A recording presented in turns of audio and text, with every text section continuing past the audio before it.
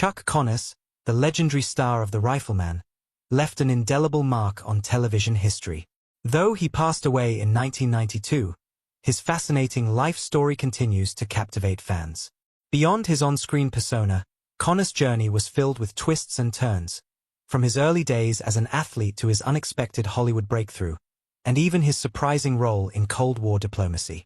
His legacy, however, was not without its scandals and personal struggles.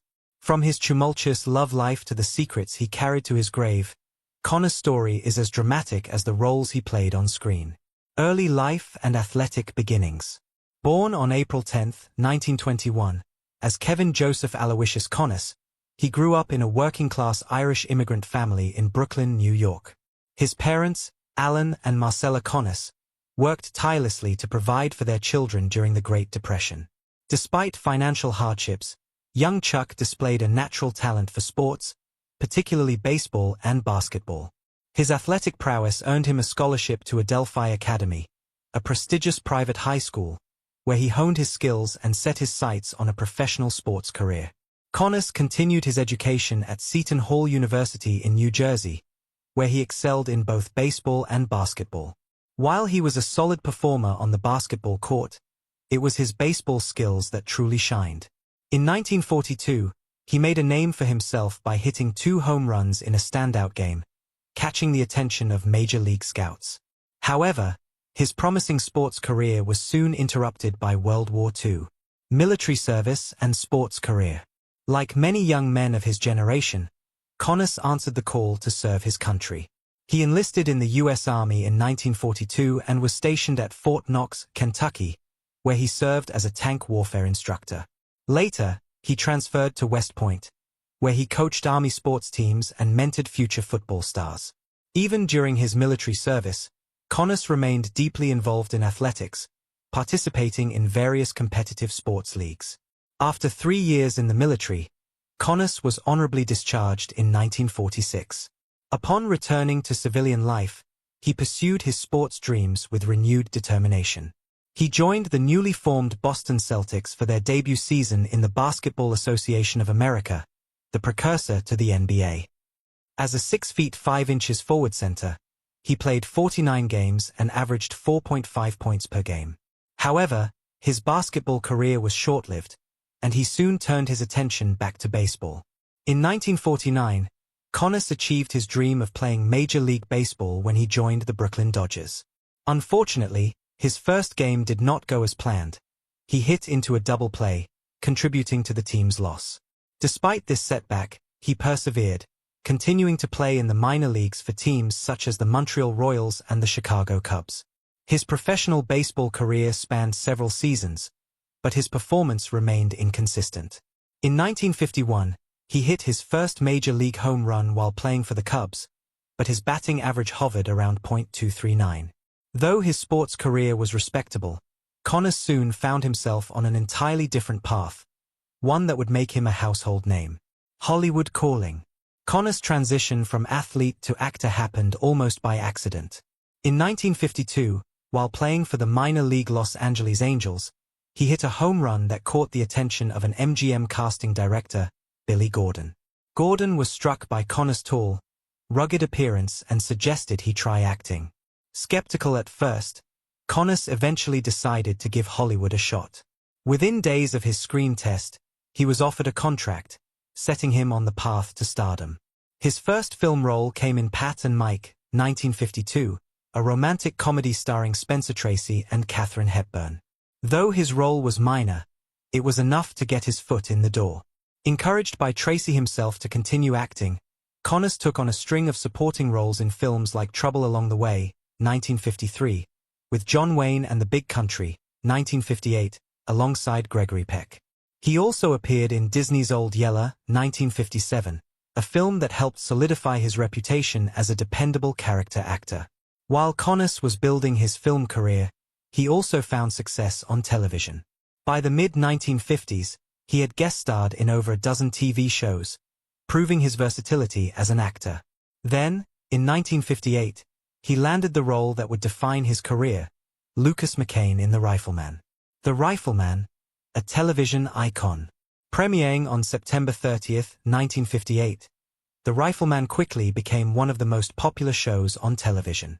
Connors played Lucas McCain, a widowed rancher and sharpshooter raising his son Mark, portrayed by Johnny Crawford. The show was groundbreaking in its depiction of a single father navigating the challenges of the Old West while instilling strong moral values in his son. Unlike many westerns of the era, The Rifleman emphasized emotional storytelling, making it a hit with audiences. One of the show's most iconic elements was McCain's rapid-fire rifle technique, a skill Connors perfected through extensive training.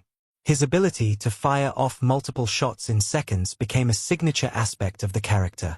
Over its 5-season run, The Rifleman ranked among the top-rated TV shows, earning a dedicated fanbase that endures to this day. Despite his success, Connors faced challenges in breaking free from the Western hero stereotype. He turned down numerous roles in similar shows to avoid being typecast, but his association with The Rifleman made it difficult to secure diverse roles. Beyond The Rifleman. After The Rifleman ended in 1963, Connors sought out varied roles to prove his range as an actor. He starred in Arrest and Trial, 1963 to 1964, as a defense attorney and later played cavalry officer Jason McCord in Branded, 1965 to 1966.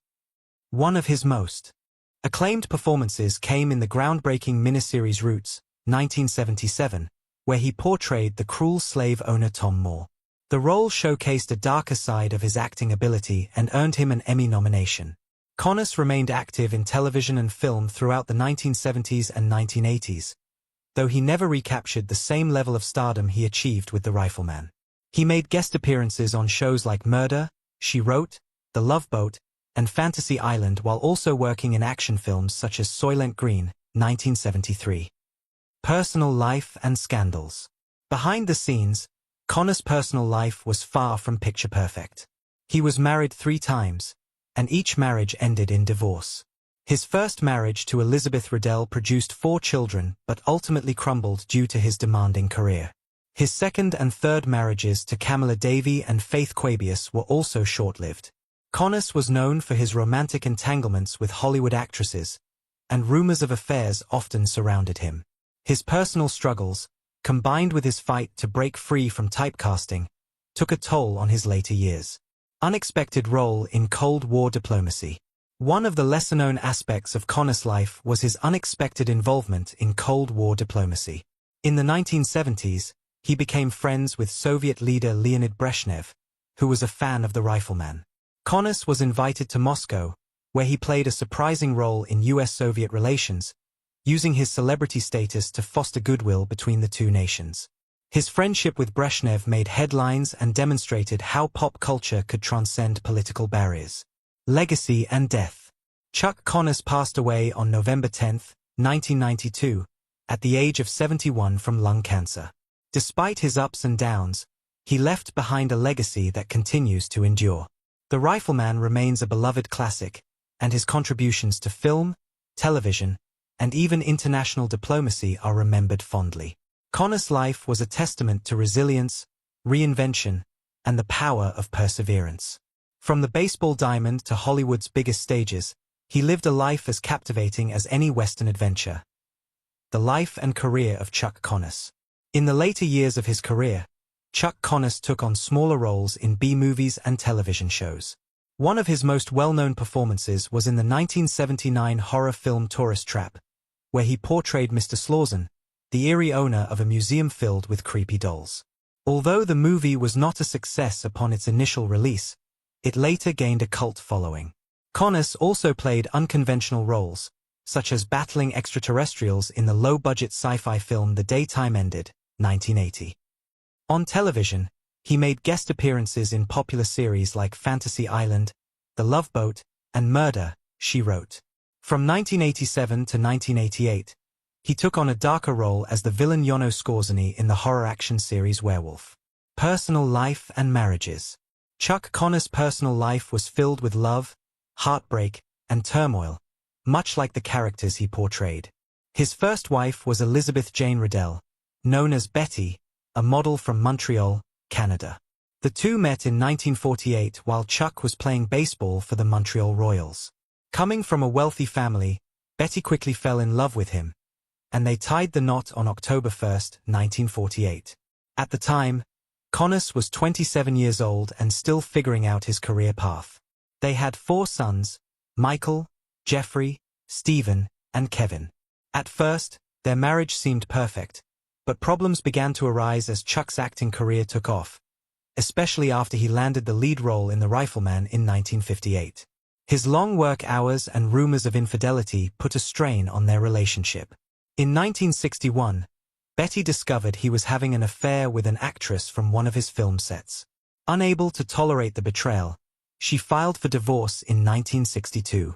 Although they maintained a friendly public image, it was later revealed that Betty had threatened to expose his affairs unless he agreed to her divorce terms.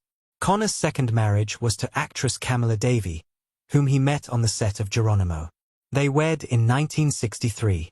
Born in Mumbai, India, Camilla was of mixed Indian and British heritage. At a time when interracial relationships were rare in Hollywood, their marriage stood out. The two worked together on several films and TV shows, including Branded and Cowboy in Africa, and fans adored their chemistry both on and off screen. However, their relationship faced challenges. Chuck was reluctant to take on complex roles, believing that his rugged cowboy persona was his key to success, while Camilla had different ambitions. Their differing goals and Chuck's reputation for infidelity created tensions in their marriage. Though their passion was strong initially, their relationship deteriorated, leading to their divorce in 1972. Their last film together, The Proud and the Damned, mirrored the sadness of their failing relationship. Perhaps the most controversial of Connors' relationships was his third marriage to Faith Quabius, whom he met on the set of Soylent Green in 1973. Despite their 33-year age gap, they married in a small ceremony in Mexico on September 7, 1977. Connors, who was 56 at the time, joked that since they acted like a married couple on screen, they decided to make it official. However, their union was short-lived, lasting only 3 years before ending in divorce in 1980.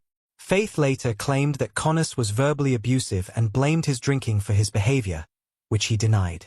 Regardless, the allegations damaged his reputation.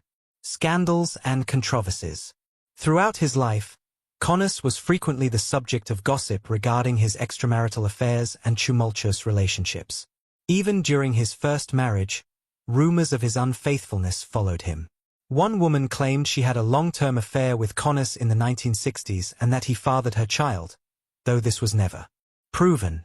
His flirtatious nature was well known in Hollywood, with actress Joan Crawford once remarking that while Connors could charm anyone, he struggled to maintain relationships. Some actresses even refused to work with him due to his reputation, which negatively impacted his career. One of the biggest scandals of his life occurred in 1975 when Connors was allegedly caught in a compromising situation with a young male actor at a party. Although the incident was kept quiet, it reportedly cost him a major film role.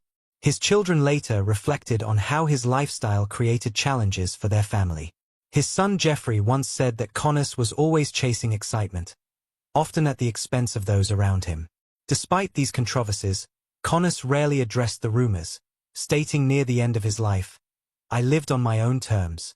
Some may not like it, but I have no regrets." Political views and Soviet fame. Connors was known for his strong political beliefs, which often set him apart from his Hollywood peers.